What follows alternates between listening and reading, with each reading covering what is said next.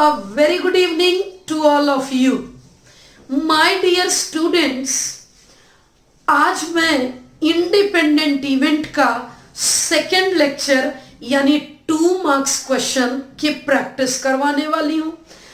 शुरुआत के 3 question very very very and very important है।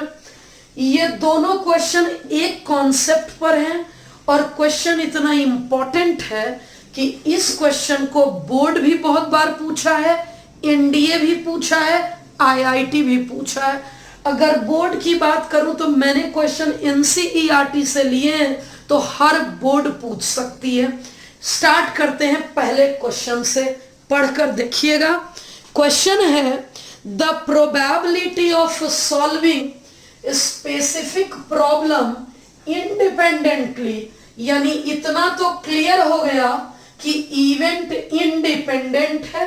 By A and B are this and this. समझाती हूं। ए नाम का बच्चा से ये प्रॉब्लम सॉल्व होगा, इसकी प्रोबेबिलिटी 1/2 है। बी नाम के बच्चे से प्रॉब्लम सॉल्व होगा, इसकी प्रोबेबिलिटी 1/3 है।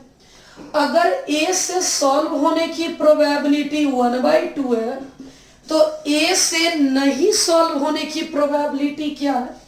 ए से नहीं सॉल्व होने की प्रोबेबिलिटी ऐसा है।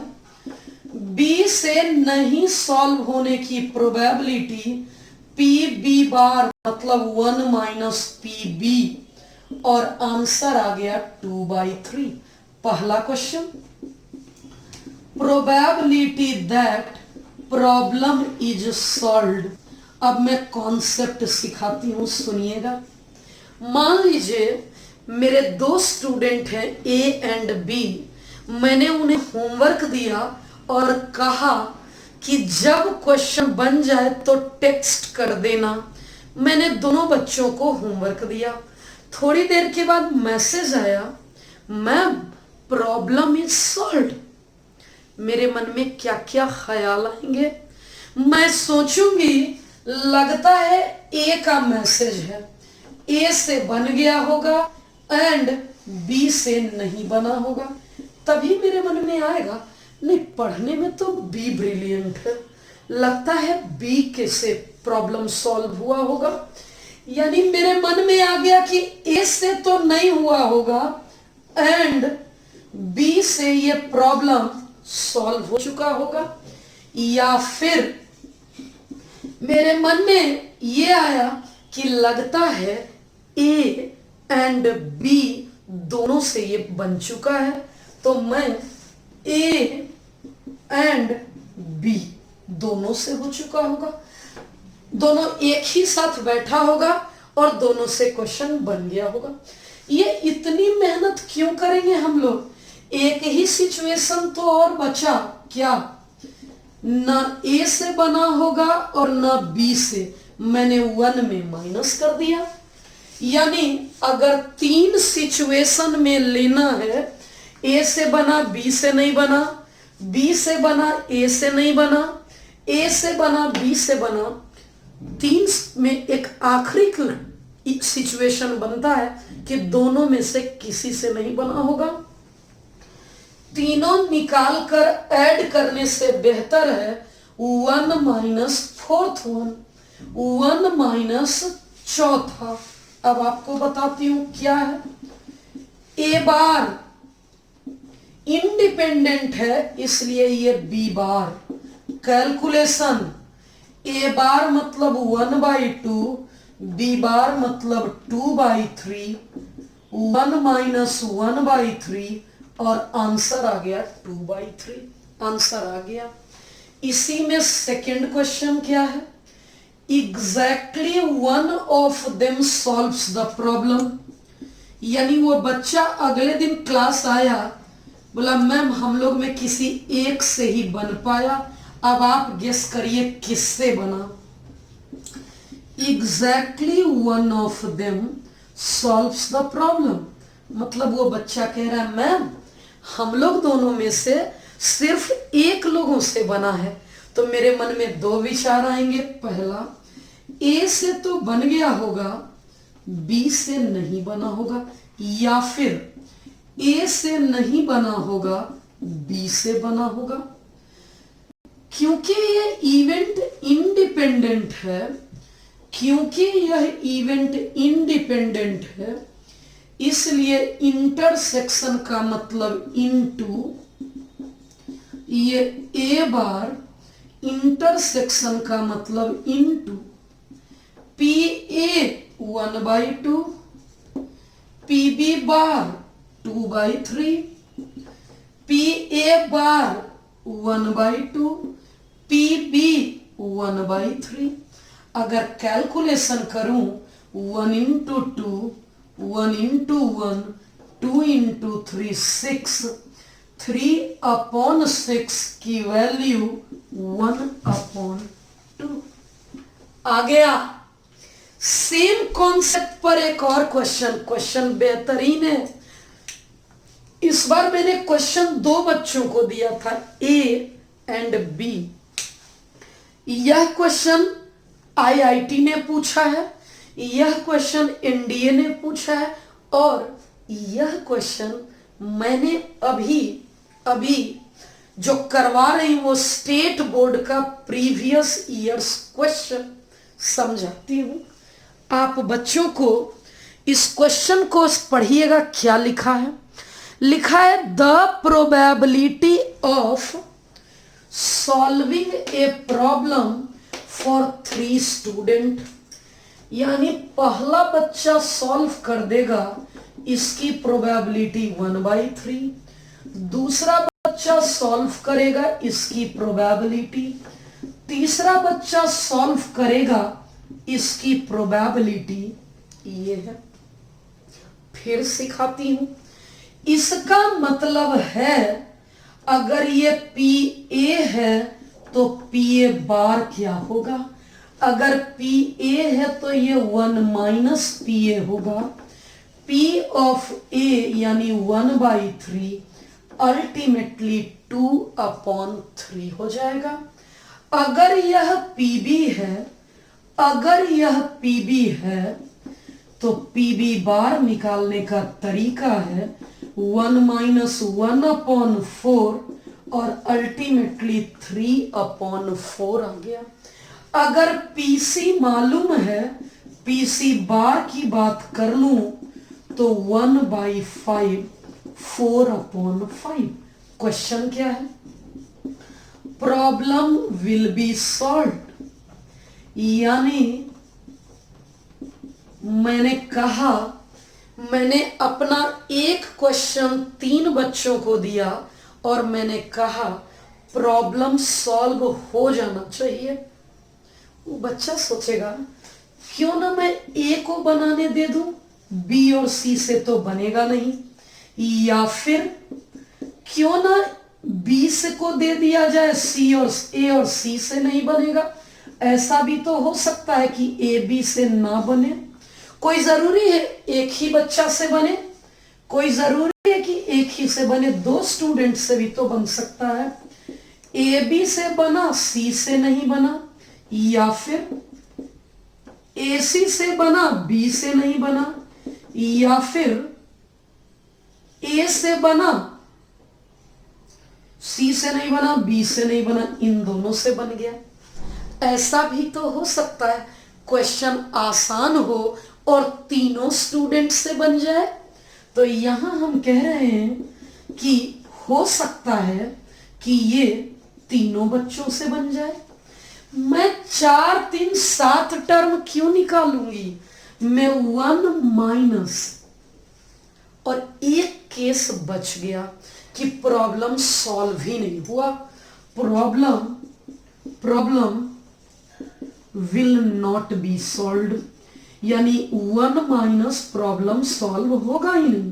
प्रॉब्लम एक ही सिचुएशन में तो नहीं होगा जब ए भी नहीं करेगा, बी भी नहीं करेगा और सी भी नहीं करेगा। जब ए भी नहीं करेगा तो ऐसा, बी भी नहीं करेगा तो ऐसा, और सी भी नहीं करेगा तो ऐसा। समझिएगा। पी ए बार कैलकुलेट कर लूंगी 2/3, पी बी बार 3/4, PC बार 4/5, ये इससे अल्टीमेटली 1 - 2/5। ये बहुत इंपॉर्टेंट क्वेश्चन था। मैं अभी 2 और क्वेश्चन करवाने जा रही हूं, वह दोनों भी उतना ही ज्यादा इंपॉर्टेंट है, वेरी वेरी इंपॉर्टेंट, बहुत इंपॉर्टेंट। ये अभी तक 3 या 4 बार स्टेट बोर्ड पूछा है। ये एनसीईआरटी में सॉल्व्ड एग्जाम्पल में है। ये सेम कॉन्सेप्ट ऑब्जेक्टिव में भी है, पूछता है, और प्रूव दैट यानी 2 मार्क्स में भी पूछता है। ये इंपॉर्टेंट नहीं है, मैंने प्रैक्टिस पर्पस से दिया है। ये दोनों बहुत इंपॉर्टेंट है।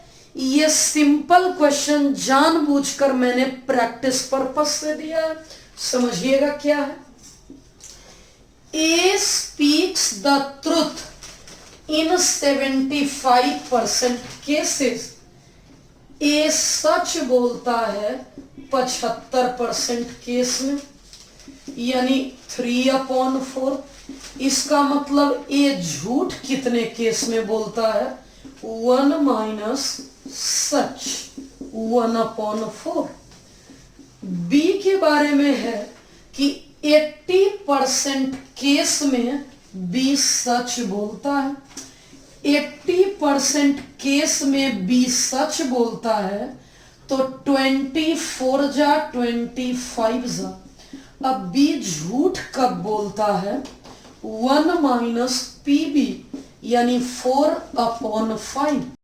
इन दोनों को इनटू करके सबट्रैक्ट कर दूंगी, आ गया 1/5। अब क्वेश्चन क्या कह रहा है? They contradict each other in stating the same fact. Question समझिएगा, कॉन्ट्राडिक्शन की बात हो रही है। आप घर में देखते होंगे, अगर आप 2 भाई बहन हैं, पापा पूछ रहे शाम में मैं सेब लेकर आऊंगा, एप्पल। बहन कह रही है ठीक है पापा। भाई कह रहे नहीं नहीं, सेब मुझे पसंद नहीं है, अभी सर्दी का मौसम है, नहीं लाना है। एक ही बात में दोनों लोग कॉन्ट्राडिक्ट कर रहे हैं। जैसे अगर कोई कह रहा है अभी आज मौसम ठंडा है, भाई कह रहे नहीं आज एकदम ठंडा नहीं है, नॉर्मल है। लेकिन उसका ब्रदर कह रहा है कि हाँ ठंडा है। यानी एक ही बात पर कॉन्ट्राडिक्ट करना, कॉन्ट्राडिक्ट करने का मतलब है, कॉन्ट्राडिक्ट करने का मतलब एक ही बात को अगर पहला हाँ बोला तो दूसरा ना, अगर पहला ट्रू बोल रहा है तो दूसरा फॉल्स। अगर मैं बोलूं कि कैलिफोर्निया से तो इंडिया अच्छा है, कंट्री डेवलप्ड है, इस एक बात को एक आदमी कह रहा है ट्रू, दूसरा आदमी कह रहा है फॉल्स, मतलब सेम फैक्ट पर कॉन्ट्राडिक्ट करना। कह रहा है दे कॉन्ट्राडिक्ट ईच अदर, यानी एक ही बात पर दोनों आपस में कॉन्ट्राडिक्ट कर रहे हैं। कॉन्ट्राडिक्ट कर रहे हैं मतलब ए सच बोल रहा है तो बी झूठ बोल रहा है, अगर ए झूठ बोल रहा है तो बी सच बोल रहा है। क्योंकि दोनों अपना अपना अलग अलग इंसान है, इसलिए ये सच बोलेगा कि झूठ, ये इंडिपेंडेंट है। मैं वैल्यू पुट कर लेती हूं। पी ए हो गया 3/4, पी बी बार हो गया 1/5, पी ए बार हो गया 1/4, पी बी हो गया 4/5। ये आ गया 3 + 4 7/5 4 जा 3 + 4 5 4 जा 20। लेकिन आंसर ये नहीं है, बच्चे यहां तक करके छोड़ देते हैं, इसी वजह से तो उन्हें मार्क्स नहीं मिलता है। एक बार आप क्वेश्चन पढ़ के देखिए कि क्वेश्चन पूछ क्या रहा है। अगर गौर से देखें तो क्वेश्चन पूछ रहा है in what percentage they likely to contradict each other. Percentage of their contradiction, percentage of their contradiction, इनके कॉन्ट्राडिक्शन का परसेंटेज, यानी जो मैंने कैलकुलेट किया उसी पे का परसेंट निकाल देना है, 35%। ये क्वेश्चन बहुत इंपॉर्टेंट था, वेरी वेरी इंपॉर्टेंट, जबकि यह क्वेश्चन इंपॉर्टेंट है। पढ़ती हूं, A and B are two independent event. क्योंकि इवेंट इंडिपेंडेंट है, इसलिए ए इंटरसेक्शन बी बराबर P A into P B हो गया। अब रुकते हैं, इसे इक्वेशन 1 क्या पूछा है। Then the probability of occurrence of at least one of A and B, क्या बात कर रही हूं मैं, बात कर रही हूं at least one of A and B। मैं at least की बात कर रही हूं, कम से कम एक की बात कर लेती हूं। at least one, कम से कम एक, इसी को तो कहते हैं हम लोग A यूनियन B। और A यूनियन B का नॉर्मल फॉर्मूला क्या होता है, नॉर्मल फॉर्मूला इसका होता है PA, जो मोस्ट यूजेबल रिजल्ट है, A यूनियन B का मतलब PA plus PB A intersection B। PA ठीक है, PB A इंटरसेक्शन B का मतलब PA इंटू PB। कहां से ये आया, यूजिंग 1 आया। अब इन दोनों में कुछ कॉमन ले लेती हूं, इन दोनों में PB को कॉमन ले लिया मैंने, इसमें और इसमें मैंने PB को कॉमन ले लिया, बचा 1 माइनस PA। 1 माइनस PA को बोलते हैं PA बार। जब यहां बार है तो इसे भी बदल लेती हूं बार में, हो गया PB इंटू PA बार। इन दोनों में कॉमन ले लेती हूं PA बार, बचा यहां 1, यहां PB। 1 माइनस PA बार, 1 माइनस PB बार, हो गया PA बार इंटू PB बार, हो गया।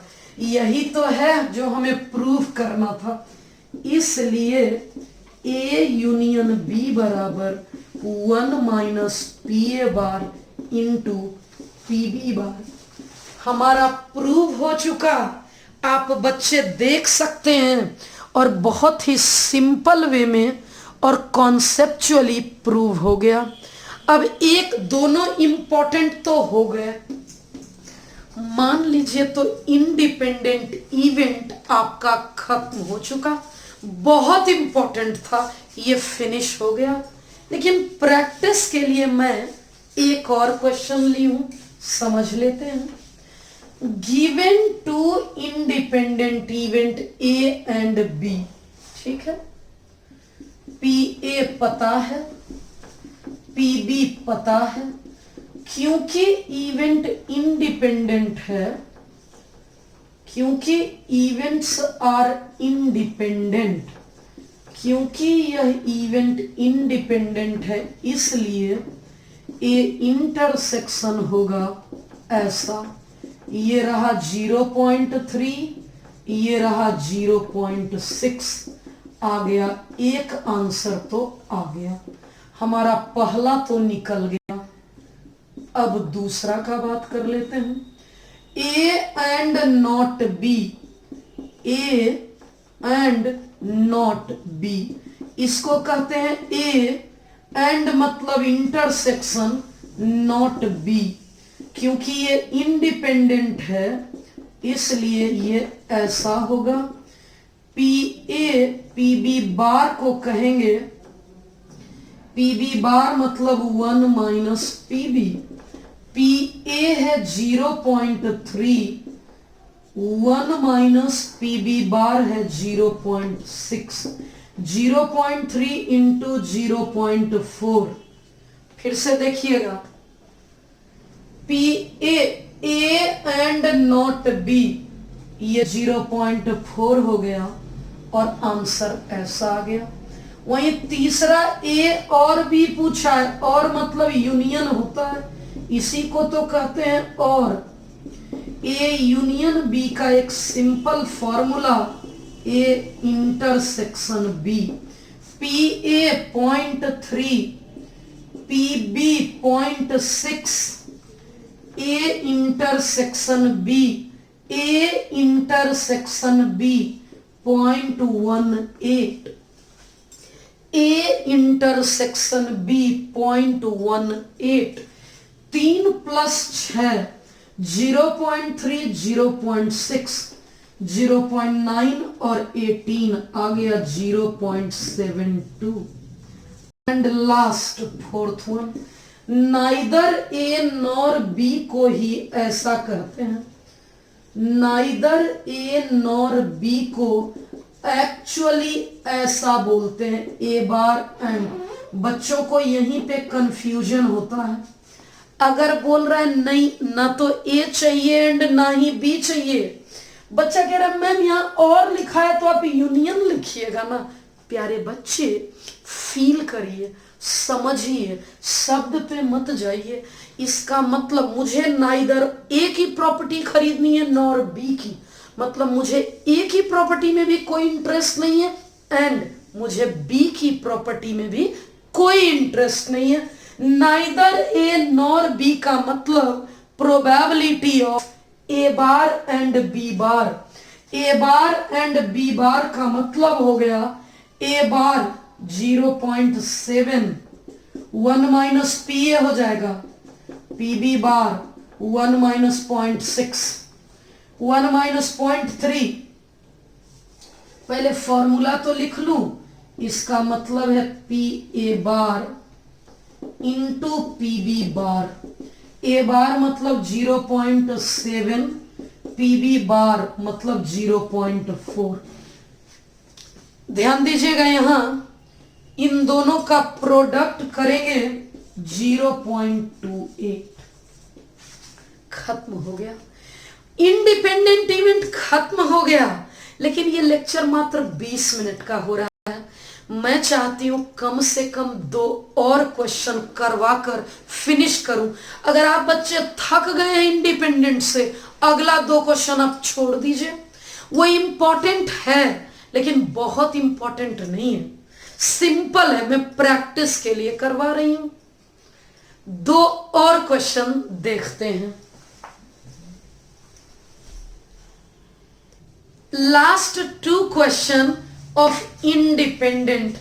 ये दोनों क्वेश्चन इंपॉर्टेंट नहीं है, अगर आपकी इच्छा ना करे तो इग्नोर कर सकते हैं। लेकिन अगर आप बच्चे 100 में 100 चाहते हैं, कुछ भी मिस नहीं करेंगे। हम लोग प्रत्येक क्वेश्चन डिस्कस करेंगे।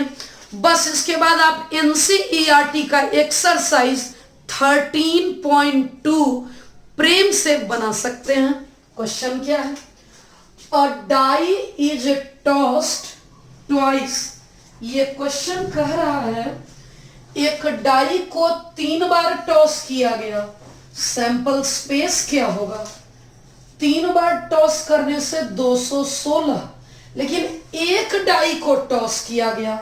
अगर एक डाई की बात कर लूं, अगर sample space on rolling, sample space for 1 die, एक डाई को 3 बार किया गया, सैंपल स्पेस ये होगा, यानी 6 होगा। Find the probability of getting an odd number. ओ मतलब प्रोबेबिलिटी ऑफ ऑड नंबर, अगर ऑड नंबर की बात कर लें, ऑड नंबर में है 1 3 5, ये 3 एलिमेंट है, ऑड नंबर की प्रोबेबिलिटी 3/6, यानी ऑड के ऊपर बार भी लगा दूंगी, नॉट ऑड, नॉट ऑड यानी इवन नंबर, इवन नंबर भी होगा 1 - हाफ। जिस प्रकार से ऑड नंबर हाफ है, उसी प्रकार से इवन नंबर भी 1 - हाफ यानी कि हाफ होगा। ये ऑड है, ये नॉट ऑड है। अब क्वेश्चन कह रहा है odd number at least once, odd number at least once. समझिएगा, समझिएगा क्या कह रहे हैं। 3 बार में कम से कम एक बार ऑड आना चाहिए, यानी odd even even, even odd even, even even odd. मैंने क्या किया, एक बार ऑड आया, इसने कहा कम से कम एक बार ऑड, यानी कि 2 बार भी ऑड चलेगा। 2 बार ऑड हो सकता है, यहां 2 बार ऑड हो सकता है, 2 बार ऑड, कोई जरूरी नहीं है, कम से कम एक बार बोला था। 3 के तीनों डाई पर भी ऑड आ सकता है। इतनी मेहनत क्यों करेंगे, हम सीधा कर लेंगे 1 - odd number on none of die. एक ही सिचुएशन तो और बचा, इसने कहा था कम से कम एक डाई पे ऑड नंबर, 3 डाई रोल किए हैं, मैं इसका उल्टा निकालूंगी, मैं लिखूंगी 1 - odd number on none of die. किसी पर भी ऑड नंबर नहीं, मतलब पहले पर भी इवन, दूसरे पर भी इवन, तीसरे पर भी इवन। इवन नंबर इंडिपेंडेंट है तीनों डाई, इसलिए ऐसा। इवन नंबर का 1/2, 1/2 और 1/2। अल्टीमेटली हमारा आंसर आ गया 1 - 1/8, 7/8। क्लियर हो गया। अब आखिरी क्वेश्चन इंडिपेंडेंट इवेंट का, उसके बाद इंडिपेंडेंट इवेंट परमानेंट ओवर। समझिएगा, 2 balls are drawn at random with replacement from a box containing 10 black and 8 red balls। फिर से बोलती हूं, 2 बॉल ड्रॉ किया है विथ रिप्लेसमेंट, ठीक है। एक बॉक्स है, इसमें 10 ब्लैक 8 रेड, इसका मतलब विथ रिप्लेसमेंट। अगर एक बॉल निकाल भी लिए तो फिर डाल देना है, यानी टोटल नंबर ऑफ बॉल में अंतर नहीं पड़ेगा। अगर एक बॉल निकालूं और वो ब्लैक निकले, इसकी क्या प्रोबेबिलिटी है। ब्लैक है 10, टोटल है 10 + 8 यानी 18, 2 5 जा, 2 9 जा। अब बात करती हूं रेड बॉल की। रेड बॉल है 8, टोटल बॉल है 10 + 8, 2 4 जा, 2 9 जा। अब एक एक करके, पहला, बोथ बॉल्स आर रेड, पहला भी रेड एंड दूसरा भी रेड, पहला भी रेड एंड दूसरा भी रेड। क्या हो जाएगा, पहला रेड है 4/9, दूसरा भी रेड है 4/9 और आंसर आ गया। क्यों दूसरा में पहला घटा क्यों नहीं, एक बॉल कम क्यों नहीं हुआ। अगर यही क्वेश्चन विदाउट रिप्लेसमेंट का होगा, मतलब मल्टीप्लिकेशन थ्योरम का है। अगर विथ रिप्लेसमेंट है मींस इंडिपेंडेंट है, इस बात से कि पिछली बार रेड बॉल निकला कि ब्लैक बॉल निकला, लेकिन क्योंकि विथ रिप्लेसमेंट है इंडिपेंडेंट है। बच्चे बताते चलिएगा, आप लेक्चर पढ़ते हैं तो आपको समझ में आता है या नहीं, आप सीख पाते हैं या नहीं, समझाती हूं। सेकेंड पॉइंट, प्रोबेबिलिटी ऑफ पहला बॉल ब्लैक होगा, ये पहला है ब्लैक, एंड दूसरा रेड होगा, कोई दिक्कत नहीं है।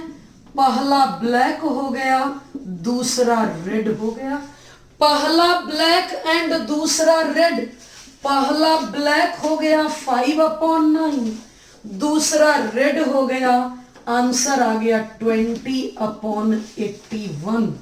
और तीसरा 1 is black other is red, इसमें दो choice, 1 is black and other is red, इसमें दो चॉइस है, पहला ब्लैक कि पहला रेड, दो चॉइस, पहला ब्लैक दूसरा रेड, या फिर और मतलब या फिर है पहला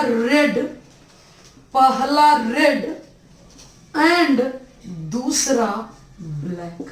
समझ लेते हैं, अगर पहला ब्लैक हो गया, दूसरा रेड हो गया, पहला रेड हो गया, दूसरा ब्लैक हो गया, समझ लेते हैं। पहला black 5/9, red 4/9, red 4/9, black 5/9। Correct answer आ गया 9 9 जा 81, 5 4 जा 20, 5 4 जा 20, 20 प्लस 20 20 प्लस 20 होगा 40, और हमारा करेक्ट आंसर हो गया 40/81। Dear student, independent event completely over हो गया। NCERT exercise 13.2। अब आप एक एक क्वेश्चन बना सकते हैं इंक्लूडिंग सॉल्व्ड एग्जाम्पल। इस बात की फुल गारंटी है कि किसी भी बोर्ड परीक्षा में अगर कोई भी क्वेश्चन आता है, चाहे आप बच्चे किसी भी स्टेट से बिलोंग करते हो, इस बात की फुल गारंटी है कि जितना मैंने बोर्ड पर करवाया है उसी से क्वेश्चन पूछे जाएंगे। अब next topic Bayes theorem, long question के लिए फेमस है। सबसे हैवी मार्क्स का क्वेश्चन बेस थ्योरम से पूछा जाता है। अगर आपके पेपर में 5 मार्क्स का लॉन्ग क्वेश्चन आता है तो नेक्स्ट टॉपिक बेस थ्योरम से 5 मार्क्स का आएगा। अगर आपके बोर्ड में 6 मार्क्स का लॉन्ग क्वेश्चन आता है तो बेस थ्योरम से 6 मार्क्स का क्वेश्चन आएगा। तो हम लोग नेक्स्ट लेक्चर में मिलते हैं। Bayes theorem NCERT exercise 13.3। Thank you.